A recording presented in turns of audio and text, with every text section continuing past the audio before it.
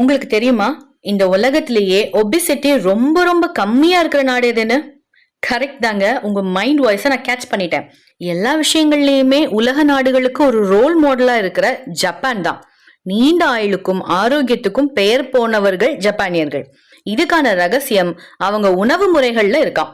வாங்க, இப்படி என்ன ரகசியம்னு பார்க்கலாம். மீன், அரிசி, காய்கறிகள், அப்புறம் புளிக்க வைக்கப்பட்ட உணவுகள், அதாவது ஃபெர்மெண்டட் ஃபுட்ஸ், அப்புறம் சீசனல் ஃபுட்ஸ் அப்படின்னு பெரும்பாலும் வீட்டுல சமைச்சதையே சாப்பிடுவாங்களாம். மீன் தான் அவங்களோட முக்கியமான ஃபுட் அப்படிங்கிறதுனால இதுல ஒமேகா 3 ஃபேட்டி ஆசிட்ஸ் ரிச்சா இருக்குன்னு நம்ம எல்லாருக்குமே தெரியும். பேக்கெட் ஃபுட்ஸ், பதப்படுத்தப்பட்ட உணவுகள் இங்க ரொம்ப கம்மின்னு சொல்றாங்க. அது மட்டும் இல்லாம ஜப்பானிய உணவு முறையில புரோட்டீன்ஸ், கார்போஹைட்ரேட்ஸ், காய்கறிகள்னு சமச்சீரான அளவுல எல்லாமே இருக்கிறதுனால குறைவான அளவு சாப்பிட்டாலே ஃபில்லிங்கா இருக்குமா. இது அளவுக்கு அதிகமா சாப்பிடுறத தடுக்குமா. அளவு சீரா இருக்கிறதுனால குறைவான கேலரிஸ் தான் சாப்பிடுறாங்களாம். ஃபாஸ்ட் ஃபுட்ஸோ பேக்கெட் ஃபுட்ஸோ இங்க ரொம்ப ரொம்ப கம்மியா. சீசனுக்கு தகுந்த மாதிரி உணவுகளை தயாரிச்சு சாப்பிடுறது தான் வழக்கமா.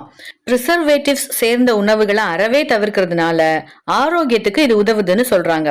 இதோட ரொம்ப மெதுவா நல்ல மென்னு சாப்பிடக்கூடிய பழக்கமும் ஜப்பானியர்களுக்கு உண்டாம்.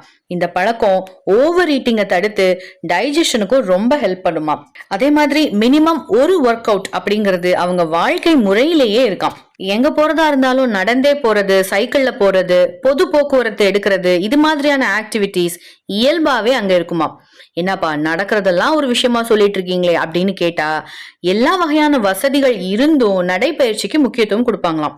ஒரு சுறுசுறுப்பான லைஃப் ஸ்டைல மேண்டேட்டரியா வச்சிருக்காங்க. அதுக்கப்புறம் கிரீன் டீ இங்க ஒரு பொதுவான பானமாம்.